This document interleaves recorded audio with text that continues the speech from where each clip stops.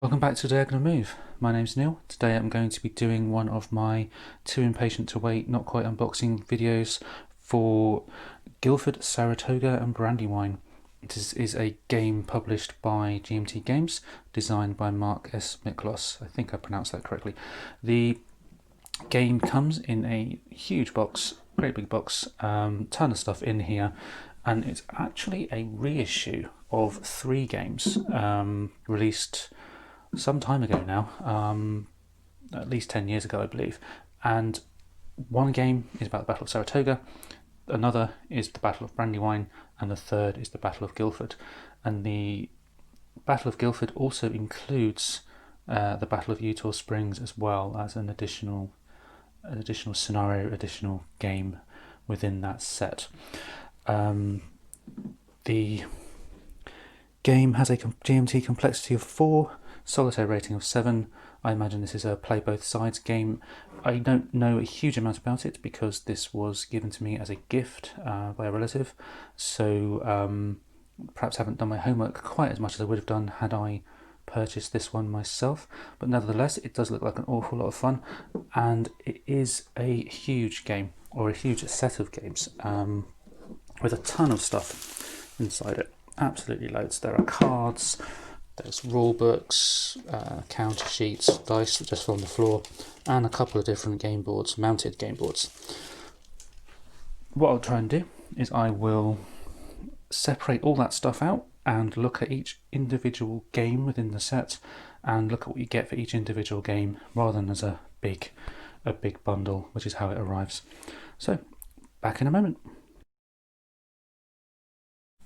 First up then, we have the components that appear to be applicable to all 3 games, as well as things like bags.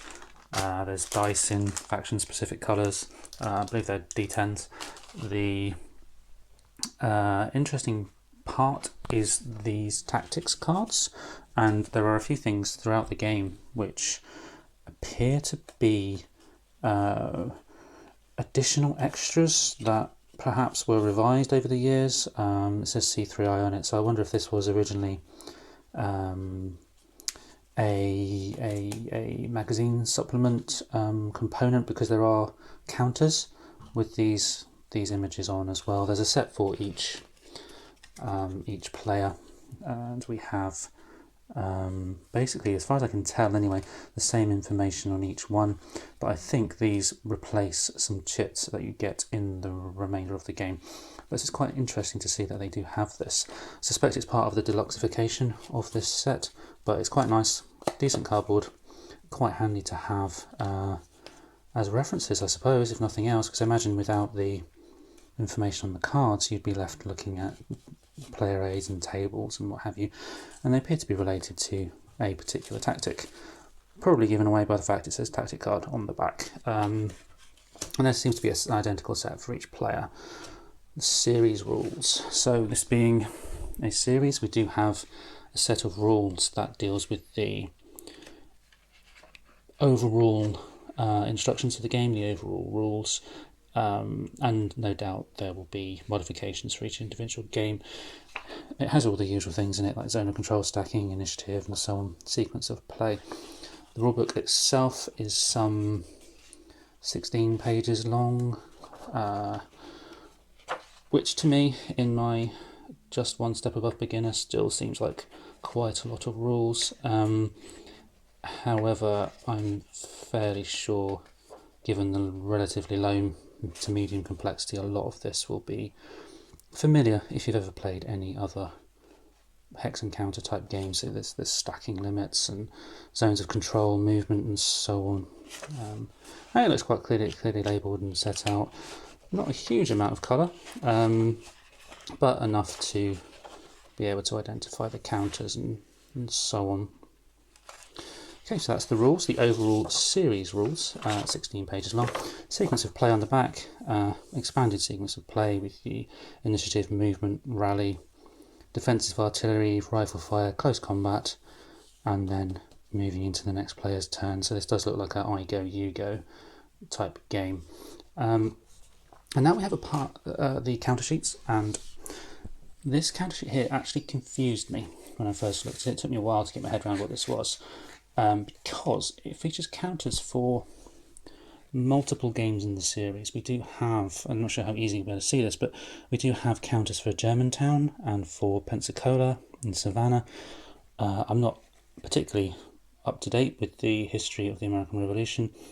However, I do believe that these are other battles in the series, and these counters probably replace certain counters from those games, including some for the Battle of Guilford and Saratoga.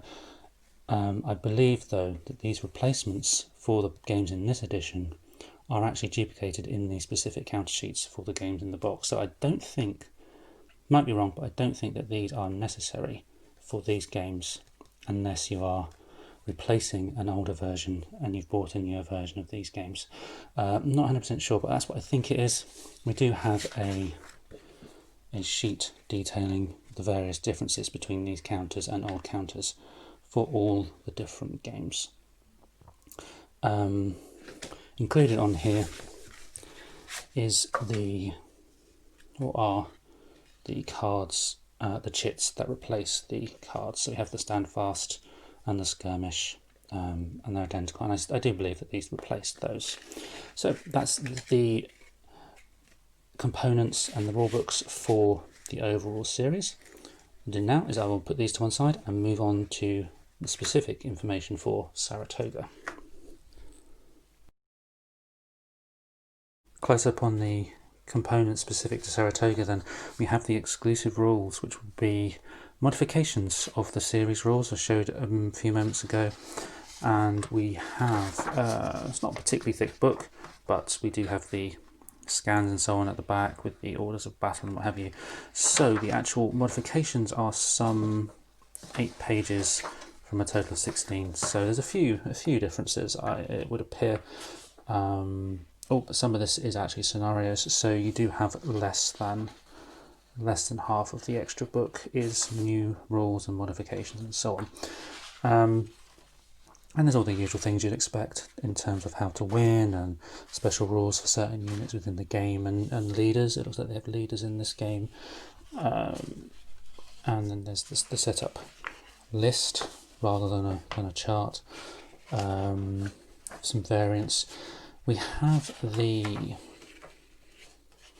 Saratoga has a next day scenario, and we also have a Freeman's Farm scenario. Is that maybe just the 2? I'm not sure. I think maybe there's a third one. I'm not entirely sure.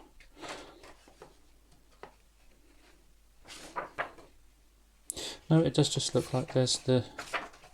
Oh yes, the campaign scenario. There are 3 scenarios here, and each one modifies those series rules to a certain way, to a certain extent, and we have the remainder of the book taken up with information about the battle and its historical importance. As I mentioned, I know virtually nothing about the American Civil War, the War of Independence, other than the fact that it had something to do with tea, I think.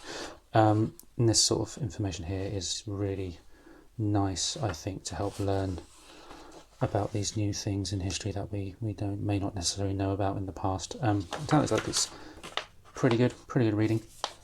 We have also the player aid charts. There are 2, one for each side, and these have the usual things on there: terrain effects, to hit, artillery fire, morale, close combat tables, all that sort of thing. It looks pretty easy to read, and they are identical, it seems, one for each side. The components then, in terms of the tokens and the chits, we have, looks like the British probably in red, might be the French, not sure, or the German in German, I think, maybe in green, and then the American side in blue, various shades of blue, a few other tokens, and again we have those skirmish tactics tokens repeated here as well, morale tokens and so on. Just the one counter sheet for it. Oh, and there's something about Indian withdrawal, so maybe there's some Native American units in here as well. Not entirely sure. But they look pretty good. I think it would almost certainly take a craft knife to get these out properly. I'm not going to open them now at risk of damaging them or muddling them up, which might be even worse from my perspective. But they do look quite nice tokens, quite easy and clear to read. Now, moving on to the map, and this is always my favourite part of any new game, is the map, and this is a huge map. I say huge, it probably looks bigger than it actually is due to the relative size of it versus my narrow table, but it's awesome. You've got all this lovely terrain, wooded terrain here, and fields, I believe, and so on. Really nice map. You've got the turn tracks and so on at the top. Morale and initiative. Terrain key is off to one side. It's quite a narrow terrain key. Just here gives you all the different information that you need about the terrain and what have you. Really nice mountain map board. Not lying flat at the moment, but it's a lovely map. Hudson River at the top, and it looks like over to the other side we have some fortifications. It says Fort Nelson, so that can only assume that is some kind of fortification. Although I couldn't possibly tell you which side at the moment. And there's a weather track up the top there as well. So no, lovely mountain map board, really nice art on it. And of course on the back is another map, this time for the Battle of Brandywine, which I will come on to next. Moving over to the game specific components of Brandywine, we have as before a rulebook and exclusive rulebook, some counters, some player aid charts, and the map itself. I believe the format is very similar, although I do notice there is almost a record track here. I think that's for one of the scenarios. We have a short campaign scenario with the setup locations, Howe's flank attack, again with scenario specific locations, and also a scenario called Kniphausen's Feint. Apologies if I've butchered that name. And again we have a fairly black and white rulebook, but in terms of the colouring, but we do have enough colour in there to be able to identify certain units and so on. And it looks like for this one, compared to Saratoga, has more modifications to the series rules than Saratoga did. One thing I did notice in this game, more so than in the other one, was it wasn't entirely obvious where the main game, where the units start, and that's because I had a bit of a dim moment and didn't realise that the setup locations are actually printed on the counters. So we have German Battalion Hex 1019, and here we have turn 2, entry location A, and that's going to correspond with the second turn and the road in this case, where the unit starts, or where the unit arrives onto the map. The counters again are very similar to previously. There are some leader counters, some cavalry, infantry and artillery, as you might expect. Similar tokens as before, momentum and what have you.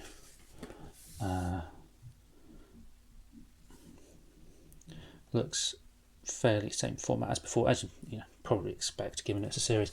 The interesting thing about this though is we do have a number of player aids, and they are quite different. The Brandywine player aid chart, again we have the fairly standard format of tables and modifiers and all that sort of thing, one for each player. So that's fairly typical. What's different about this one, and I believe this may be a variation in how you can play, is the Muddying the Waters of Brandywine Creek Recon Matrix. And again, some special instructions on the back, and I believe this may, I haven't read it fully so I can't be 100% sure, but it certainly looks like we have a dedicated variant involving reconnaissance and other military issues or military intelligence issues. So that's going to be very interesting, perhaps a totally different way of playing. Sounds like it would be quite interesting to look at. In addition to all those things though, we do have the map, and this time it's not laying flat quite properly, but the map is as lovely as the previous one. It's actually the reverse of Saratoga, as I mentioned, and we do have a far less densely wooded map overall. Try and zoom out to show the whole thing, but it is another nice large map. Not 100% sure of the sizing. Probably have a look on the back of the box actually, but it is going to require a reasonable space. The map size isn't actually on the back of the box, but it's going to be a good 30 inches or so, I think, lengthwise. But yeah, another lovely map with some nice features. You can see the individual farmhouses, the hills. It's a really nice looking map. And again, we do have the morale and what have you down the bottom, together with the game track down the side. So yeah, that is the map for Brandywine. Very nice indeed. Okay, last one then will be Guilford and Eutaw Springs. Guilford Courthouse and Eutaw Springs, the third and final game within the Battles of the American Revolution triple pack that we're looking at today. This is the exclusive rulebook, again modifications on the series rulebook, and it does look like it's in two parts, one for Guilford and one for Eutaw Springs. The format is the same as previously, with a couple of different scenarios, it looks like, for the Guilford battle, before moving into the same thing with Eutaw Springs. There is again some variations, like looting, for example. That wasn't in the previous rulebooks. I don't recall seeing it, at least. Scans of the counter sheets, and then the history. And this one seems, again, I know very little about the history of the American Revolution. However, this looks like it reflects a period in time where the fighting moved to the south of the country rather than the north near Canada. I do sometimes wonder how much knowledge you can glean from playing war games, and this looks like a really interesting read, and I would probably learn more from reading that than I ever would have done learning it at school. We didn't even cover it at school. Moving on then to the player aid sheets, just the same player aid sheets as before, same format anyway. Looks like they double up for both games, which is as you would probably expect. Okay, and then the counters, same format again. For the counters, just the one counter sheet for both games, and it looks like half the sheet is for each game. So it does appear to be a less counter dense game than the previous two. I don't know whether this would be better to start with. If you're new to the series, I will find that out myself as we go.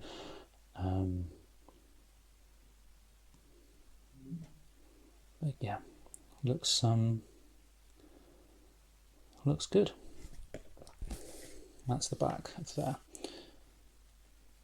Okay, so I haven't actually opened out the map yet, because even though we only have half a counter sheet for each game, we do have a mounted map board, two-sided mounted map board, one for each. And let's see if I can't open these up. So first up we do have Eutaw Springs, which is scraping my wall at the moment. But we do have at the top there a swamp, the Santee Swamp. We have plantations, various wooded terrain. The orientation is the other way around, I believe. It's hard to say actually, I'm not sure. We have the information down the side regarding morale tracks and terrain effects and game turn and so on. And we have, again, somewhat less wooded than the Saratoga game. I'm sure that's relating to the actual terrain during the battles. Do you have like an encampment there? The tents are printed on the map. Oh, actually, no, it is north. North is at the top. It's a little compass symbol on the side. It's where the way the track was placed confused me. The game track was placed confused me slightly there. Okay, so that is the side 4, Utah Springs, which is the second of the 2 games in the Guilford section of the pack. Guilford itself is on the reverse, and judging by the colour tones, without having any other knowledge of the battle other than what's on here, it does look like this is a more wintry map, very much more brown and white than previously. Okay, otherwise very similar in terms of the morale tracks and game record tracks and so on as the other games. So there we are then. That is the full outline of components for Guilford, Saratoga and Brandywine. Tremendous amount of stuff in this box. Keep me going for a long time, I'm sure. Hopefully get a video of how to play at some point. But to be honest, I have absolutely no idea which one to start with, so I'll probably start with the first one in the series, which was Saratoga. But we'll cross that bridge when we get to it, I think. Okay, thank you very much. I've been Neil, and this is Diagonal Move. I hope you've enjoyed it. Hope you found it helpful in determining whether this is something you might like. Please do the like, subscribe, all that sort of thing, and I will see you next time.